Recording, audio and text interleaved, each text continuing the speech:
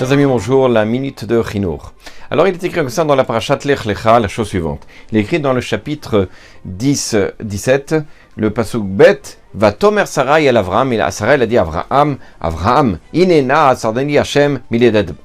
Hashem il a empêché que je puisse avoir des enfants, alors va avec ma servante, ou là est venu, peut-être que tu vas construire quelque chose avec. Alors Rashi dit, de là on apprend que celui qui n'a pas d'enfant, il, chez nos banouilles, et la rousse, il n'est pas construit, il est détruit. C'est-à-dire que finalement le Rav Uminer, un des grands éducateurs de ce siècle, nous dit comme ça que l'enfant est appelé, banim est appelé binyan, de la shon binyan, c'est-à-dire de construction.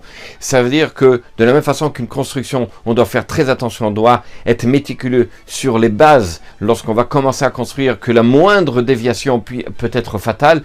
Ainsi, dans le chinour, dans l'éducation, la moindre déviation, on a une grande vraiment responsabilité sur ça, que la moindre déviation dans l'éducation peut être aussi fatale. Et David Ameller d'ailleurs dit dans les Teilim, Kechitzim beyad gibor, ken benen neorim, c'est-à-dire quoi? De la même façon que le soldat avec ses flèches, la moindre déviation d'un millimètre risque avec la distance être fatale et d'avoir plus d'un mètre de déviation, ainsi la moindre déviation dans l'éducation d'un enfant peut être fatale avec les années. Donc c'est pour ça que on doit faire très attention, ne pas se mettre en colère, de savoir comment parler aux enfants, évidemment toujours d'avoir un rave à qui demander ou quelqu'un à qui poser les bonnes questions pour savoir comment pouvoir éduquer ses enfants.